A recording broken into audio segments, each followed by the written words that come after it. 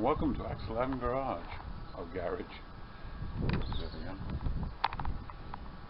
Welcome to CBR1100XX Garage, and today we're reviewing a new member of the fleet, the Honda Blackbird. I acquired this yesterday. It's a 2000 model, the same as my X11. As you can see, it's red. I don't usually go for red ones, I usually have a black one, but this was a good price. It's an MOT failure on a couple of minor things. So I failed MOT and a few minor issues, one of them being rear brake pads low. As you can see, they're almost down to the metal, but they haven't seemed to wreck the disc, just marked it slightly, so that should be okay. The tyres fairly good. This bad rear one's almost like new. Chain and sprockets are in good condition. Footrest, it shows this age with a few bits of wear on it. It's done 100,000 miles, which isn't a great deal for a Honda, especially a Blackbird. As you can see, it's got heated grips, Oxford ones, which are quite good. I don't like these pop-up screens, they're not very good, they're a bit fiddly, so I've ordered a new double bubble. Nice spotlights on it, they're nice cages and that. Very good for the winter. We have some dark winters in Wales, so they should be pretty good.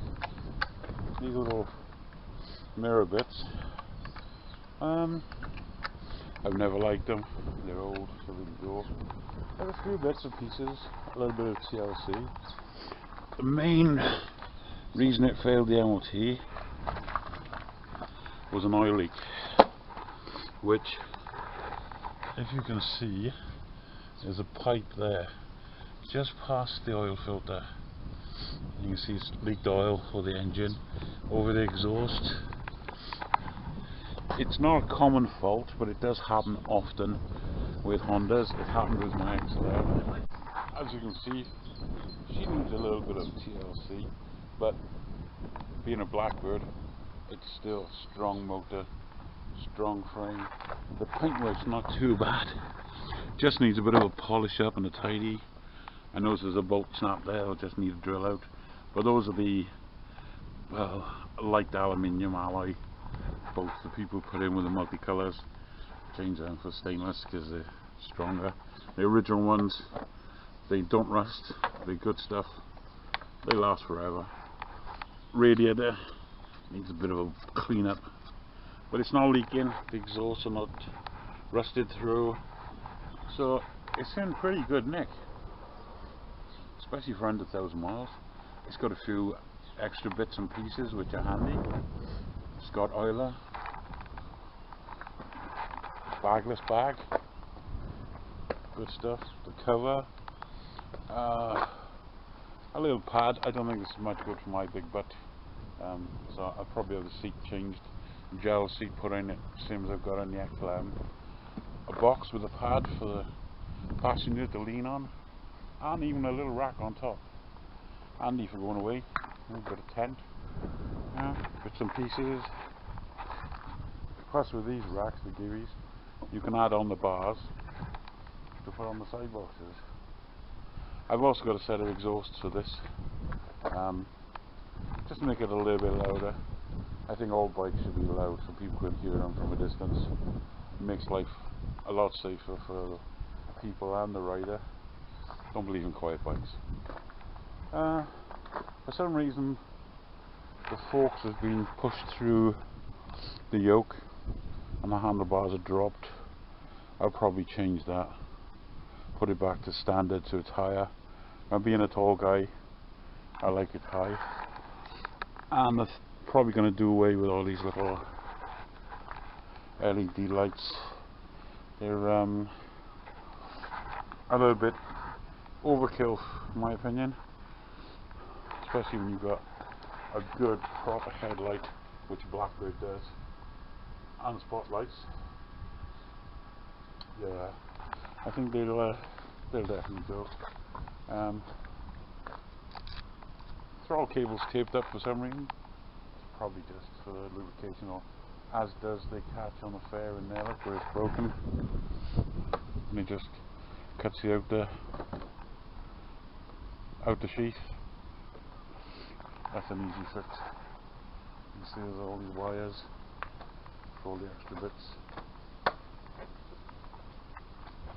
Little bits and pieces that we can replace and repair just to make it look newer, but it starts and runs lovely. I won't start at the moment because of the oil leak. It is quite a big oil leak, but this is a new addition to the fleet, ready for touring in the summer, if we get a summer.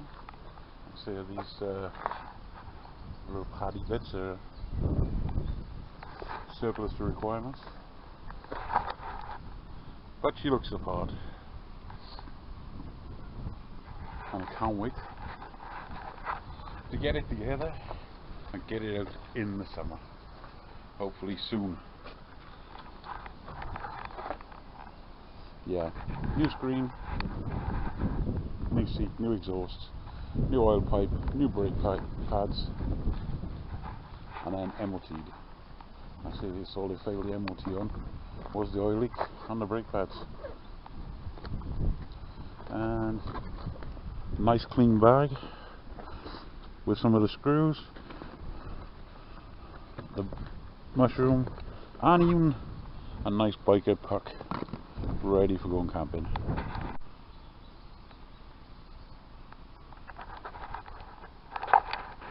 Now I'm going to take off the side cover, lower cover, so we can see the oil leak. I've already started by removing the bolts. Just going to take off the crash mushroom and then take the panel off. See, the screws are still in there.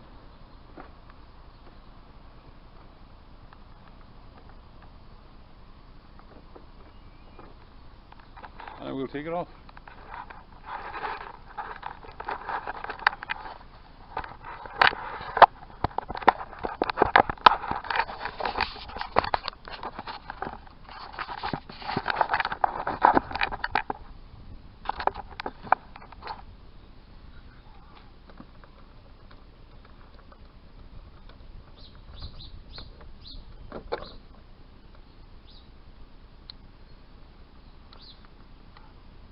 Always find somewhere safe to put the bolts.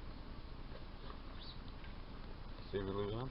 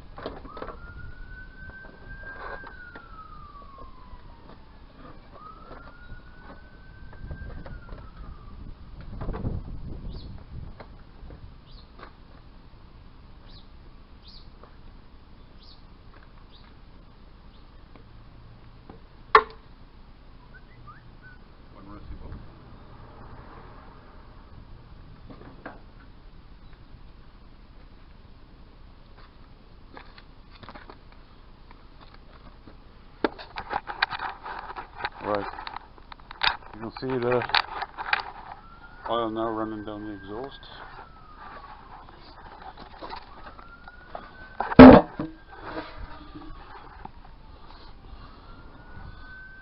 You can see it's coming from this pipe. This is the feed to the oil cooler. Be very careful when you touch this because they're known for rusting away.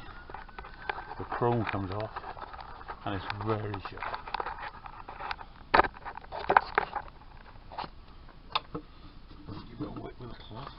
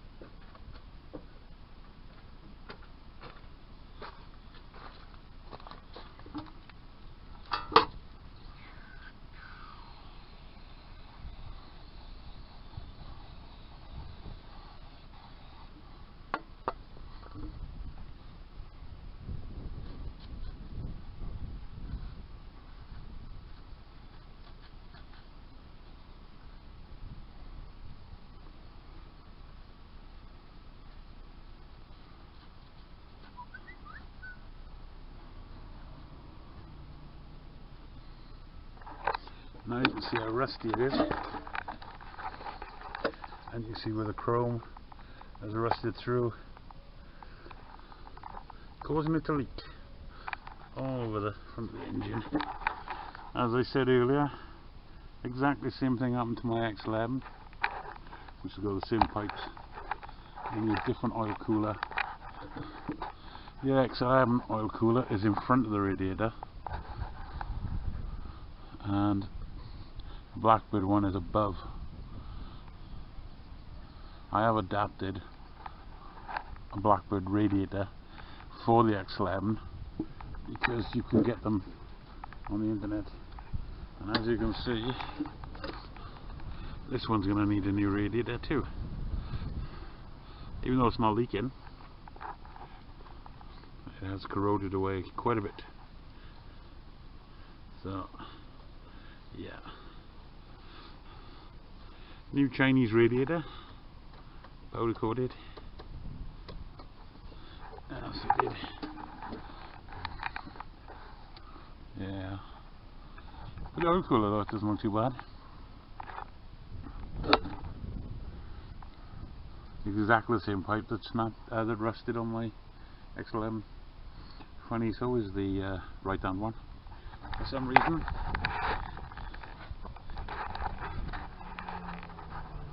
Yeah. And there we have it, 20-year-old Blackbird. Common faults they're used on the road, especially in Wales. The salt on the roads corrodes everything. In fact, it's not in bad condition for 20 years and 100,000 miles. It'll come back to life in no time and be lovely and clean again. As you can see, it needs a bit of cleaning TLC, but it's got a lot of good points. The little deflector for the mudguard saves some of the crap going up onto the radiator and the exhausts. As you can see, they're not too bad for the 20-year-old. So the casings need a little bit of TLC and cleaning. You've got the odd bolt here and there that's snapped. This one seems to have been broken and tried to be repaired, but not very well. We can put an insert in that and repair that one, no problem. So bits and pieces, especially on Honda, nearly everything can be repaired and looked after, as long as the engine is fine. And the engine on this one sounds sweet. I have started it and run it for 2 minutes, less than 2 minutes, just to hear it. And once I get the oil pipes, I'll run it a bit more. We'll take it for a spin and change the brake pads on the back. We can MOT it. Yes. It has a few little bits and pieces that are added on.